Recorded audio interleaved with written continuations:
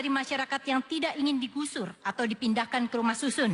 Saat ini fakta juga menunjukkan bahwa sebagian penduduk yang sudah dipindahkan ke rusun menunggak pembayaran sewa karena tidak punya pekerjaan tetap atau pendapatannya turun drastis. Pertanyaan harus dijawab dalam waktu 2 menit. Apakah Anda akan menjalankan kebijakan penggusuran guna mengatasi persoalan penertiban daerah kumuh serta banjir? Apakah kebijakan relokasi ke rumah susun juga akan diambil? Ketegasan paslon penting dalam hal ini, karena dalam rencana pembangunan jangka menengah untuk 5 tahun ke depan akan dibangun 50.000 unit rumah susun di Jakarta. Waktu diberikan kepada paslon ketiga. Minggu lalu saya datang ke Bukit Duri, ikut dalam syukuran karena warga Bukit Duri menang di PT UN menghadapi Pemda DKI Jakarta. Apa yang terjadi di tempat itu? Ketidakadilan dilaksanakan. Ketika berhadapan dengan kekuasaan yang kuat, tumpul. Tapi ketika berhadapan dengan rakyat yang miskin, lemah, tajam, prosedur dilanggar demi kepentingan menggeser. Yang kita akan lakukan bukan menghilangkan orang miskin. Yang kita ingin lakukan adalah menghilangkan kemiskinan. Terkait dengan ini, maka kita akan tegas. Kita akan melakukan yang disebut dengan urban renewal. Peremajaan kota, penataan ulang. Bukan dikosongkan, apalagi dikosongkan tanpa mempertimbangkan satu prosedur, rasa keadilan, dan memperhatikan mereka sebagai sesama warga Jakarta. Di Ciliwung kemarin, seorang ibu datang, Pak Anies, ayah saya dilahirkan di titik ini, di tanah ini, persis di sini. Mereka bukan orang yang datang ke Jakarta 5-10 tahun yang lalu. Kita semua belum sampai ke Jakarta, orang tuanya sudah ada di tepi sungai itu. Dan dengan penuh kesombongan kita geser semua itu. Kami akan tegas, kami tidak akan melakukan tindakan-tindakan yang bertentangan dengan keadilan. Tetapi kami akan musyawarah. Pemindahan bila itu dilakukan, maka pemindahan itu dengan memperhatikan haknya, dengan memperhatikan penghidupannya. Dan sekali lagi, prioritas kita justru pada peremajaan. Ketika warga, ini bukan tempat pertama Jakarta. Berbagai tempat di dunia mengalami hal yang sama. Di tempat lain, urban renewal bisa dilaksanakan, maka di Jakarta pun urban renewal akan bisa kita laksanakan. Satu lagi yang tidak kalah penting.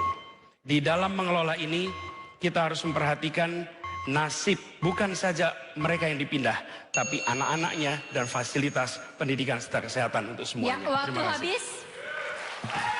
Berikutnya adalah paslon pertama. Paslon pertama, harap dijawab dalam waktu 2 menit. Apakah Anda akan menjalankan kebijakan penggusuran guna mengatasi persoalan penertiban daerah kumuh serta banjir? Apakah kebijakan relokasi ke rumah susun juga akan diambil? Ketegasan diharapkan dari para paslon. Dengan tegas, saya mengatakan, kami akan membangun menata Jakarta tanpa menggusur. Mengapa? Terbukti penggusuran hanya akan meningkatkan kemiskinan. Urban poverty meningkat secara tajam.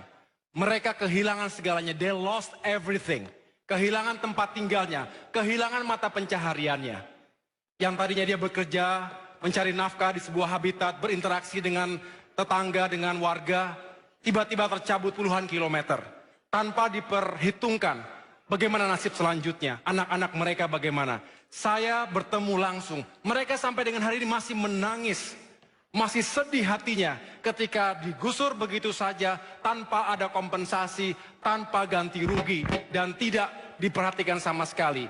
Untuk itu kami meyakinkan bahwa korban gusuran yang hari ini masih trauma, terutama lansia, ibu-ibu, dan anak-anak mereka stres semuanya. Itulah perlu kita perhatikan pertama-tama. Kita yakinkan mereka mendapatkan perhatian kesehatan, lapangan pekerjaan, dan lain sebagainya.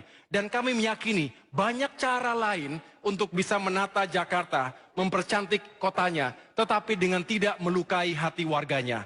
Ini penting, ini komitmen, dan ini adalah paradigma yang akan kami bangun dalam membangun Jakarta ke depan.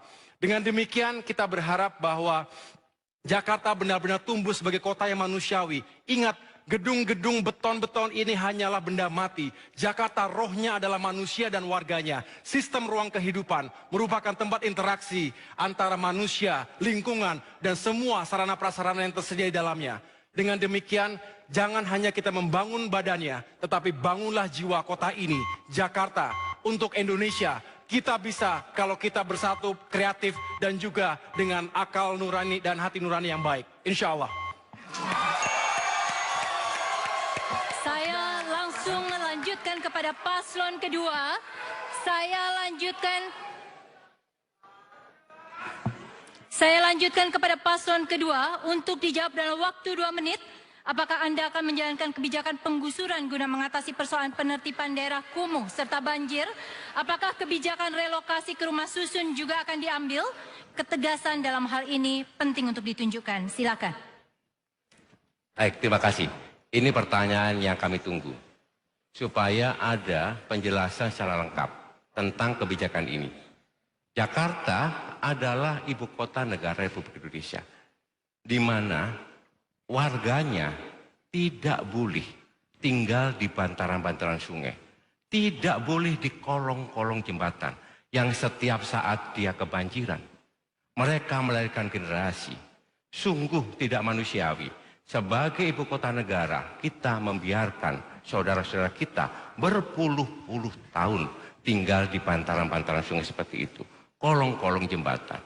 Maka kami berkomitmen untuk menyediakan rusun yang layak huni. Ukuran 36 meter persegi, ada 2 kamar, ada pipa gas. Bukan hanya itu saja, kita juga mensubsidi kehidupannya. Pendidikannya kita tanggung, kesehatannya kita tanggung, transportasi kita tanggung, biaya hidupnya kita betul-betul tanggung. Subsidi untuk bahan kebutuhan pokok. Dengan cara seperti itulah masyarakat Jakarta manusiawi. Kita tidak heran kalau indeks pembangunan manusia di Jakarta paling tinggi se-Indonesia. Kita juga tidak heran kalau kemiskinan di Jakarta adalah 3,75 terendah se-Indonesia. Kebijakan-kebijakan ini harus kita ambil. Di samping kita akan menormalisasi sungai dan banjir sudah berkurang. Di samping itu kita memberikan aspek legal pada mereka-mereka yang tidak legal menempati di bantaran sungai untuk pindah di rusun. Kehidupannya kami jamin. Kehidupan ekonomi kita jamin dan kehidupan generasi menerusnya kita akan jamin. Oleh karena itu di rusun-rusun kita ada masjid di sana, ada tempat bermain supaya mereka tumbuh dengan baik. Terima kasih. Ya. Baik. Kini saya buka ruang dari pendukung paslon 2. Kini saya buka ruang untuk para kandidat menanggapi jawaban dari kandidat lain atas pertanyaan di sesi ini. Sekali lagi saya garis bawahi, Anda boleh melakukan kritik ataupun argumen atau menunjukkan dengan lebih jelas mengapa program Anda lebih unggul dibanding paslon lainnya. Waktunya adalah 1,5 menit. Kita mulai dari paslon pertama menanggapi paslon 2 dan 3. Kita mulai dari paslon pertama. Silakan. Terima kasih. 300.000 rumah dibutuhkan di Jakarta. 1.000 hektar, itulah wilayah kumuh. Kami bergerilya 267 kelurahan, 44 kecamatan. Ketika kami juga ke rumah susun, mereka mengatakan, kenapa kami yang sudah begitu lama, tapi kenapa kami harus menyewa. Ketika mereka tidak bisa bayar, mereka diusir. Sudah pindah dari rumah dan akar budayanya. Dia juga harus terusir dari rusunawanya.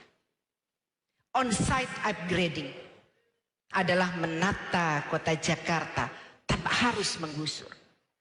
Komitmen keberkehendaan pemerintah DKI Jakarta. Ini yang harus kita benahi. Ini semuanya dalam arti kita bekerja dengan hati. Bagaimana perasaan kita ketika kita menjadi mereka? 30 tahun berada di lahan itu. Kenapa kita tidak berkomitmen? Kenapa pula kita harus terus-menerus membuat mereka menjadi luka hatinya? Membangun Jakarta tidak harus menyakiti hati masyarakat. Dan kita punya hati untuk Waktunya menyerahkan habis mereka. Bu Silvi. Waktunya habis. Oke. Saya